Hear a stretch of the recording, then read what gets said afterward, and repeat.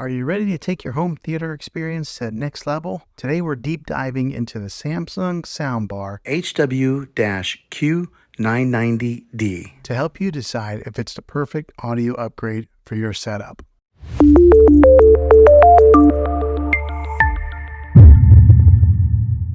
Now, the different sound types that this thing has, the different sound modes are standard, surround, Game Pro, and adaptive. Now, the differences with these models is that surround gives you that all-around widest sound stage, particularly in like a bigger section, so it gives you that nice all-around sound.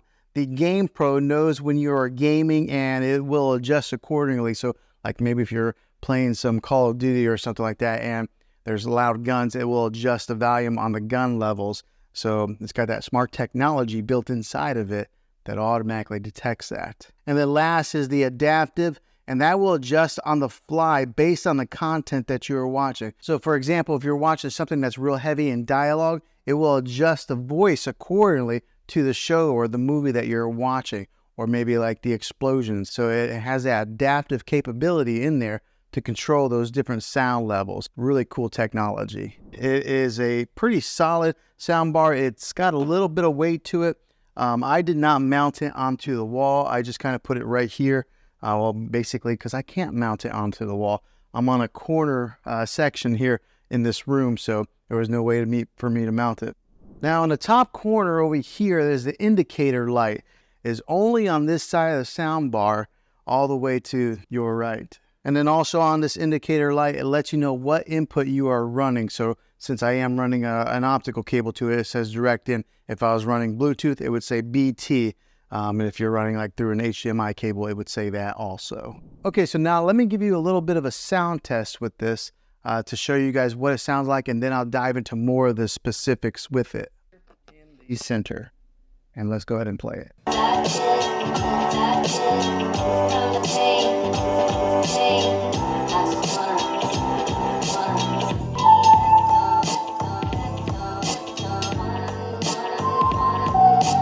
Now what I'll do is I'll take the microphone and I'll stand back as far as where I would be sitting for movie watching, and to kind of give you guys what that sound would be like if you were sitting in that type of a distance watching a movie. So let's do that test now. Okay, so that gives you a little bit of an example of what this thing sounds like. It's a great sounding soundbar. All right, so let's talk about the cosmetics on it first to get started off. So on the top and the side here, or on the front and the top here, it's got a metal grill that's kind of gives you a little bit of that industrial feel. And I think it looks pretty good like this, just on the stand right below TV. And the way that Samsung designed this is to pair up with their television. So as you can see, it does not go up above the screen any. So that's kind of nice to give it that nice clean look. And it's got the branding on the top here that says Samsung, but it's black, metal, real sleek looking. Now on the side of the soundbar over here, on this side here, it does have a volume control button, a plus, a minus. It's got a button on there to push it for Bluetooth pairing. And what you would do with that, when you push the Bluetooth pairing, you gotta push it, it'll come up there, Bluetooth. Then you gotta hold the Bluetooth button for about 5 seconds, and then that sets it into pairing mode to pair it with whatever device that you want to Bluetooth with it. So it is a little bit of a learning curve on that, and it's really clean with not having a whole lot of buttons on the side there. And then of course there's the power button on the side as well. But when it comes to the Bluetooth, you might have to have a little bit of patience. 5 seconds. Now on the back of this soundbar, you do get some good connections, different types of connections to kind of go with whatever TV that you have. You get 2 HDMI imports. One of them is that ARC HDMI input. You get the regular 35 or 3.5 millimeter, the old-fashioned stereo jack. You get that, and then you get the optical audio cable, which that's what I'm using here. And then if you wanted to, you could even Bluetooth it with the TV. But if you have this, I recommend that you go wired in. You're going to get the best connectivity that way, and you're probably your best sound. So I have it with the optical cable, but it does have that HDMI hookup also. Whatever type of TV that you're running to with this, it'll work. Now, the other great thing about this is it's not specific to the QLED. All right, if you had another Samsung TV, you could do that also. Or if you had another brand TV, Vizio, LG, or something like that, you could still use the soundbar with those models of televisions. But if you do purchase a QLED TV like I got here, I recommend that you complement it with one of these awesome sound bars. It just makes it a really cool movie experience, especially if you're spending that kind of money. Go ahead and just spend a few extra $100 and get this sound bar, and then you'll never have to go to the movie theater. You can just kind of stay home and watch your movies that way. There are speakers on the top, and then there are speakers here in the front that are booming out, and then you got the sound bar that I have sitting on the floor there. You do get a dedicated center channel, which does a fantastic job of handling the vocals when it comes to any kind of movies or anything like that.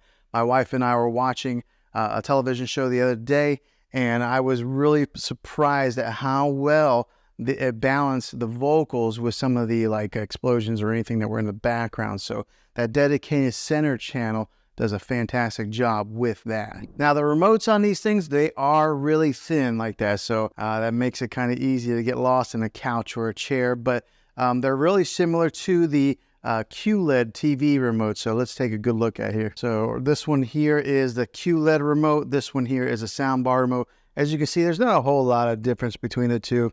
They're both real thin. They're angled like that. But whenever you do hook in this soundbar, and if you are hooking it in to a Samsung TV, then you don't need the soundbar remote. You can control everything with the TV remote. Now on the remote control for the soundbar, you can turn up the subwoofer sound and the regular sound volume. So it does give you two different options on there. Now with the rest of the speakers that go around the dedicated center channel, they do a fantastic job of filling in all those mids and giving you an example of what is all around there. So giving you that surround sound feel, making this sound bar sound bigger than what it really is. Gives you that crisp sound, that big bass booming sound, and then it fills the room in really nicely. Now on the top of this sound bar, along the top right here, it's got that acoustic beam technology. Now what that is say there's like for example, there's a car, you're watching Fast or Furious or something like that, and there's something on the screen that moves here and just kind of moves along with the screen. The beam technology will give you that sound that kind of goes right along with it, just like that, moving with the action that's on the screen. Some really cool technology. Now, I can't really show you on video, obviously, because it's video, but you're going to have to take my word for it. That is a really nice little feature on this sound bar here.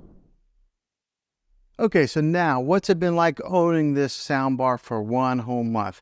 It has been a great sound bar. I can tell the big difference between using the TV sound and this sound here.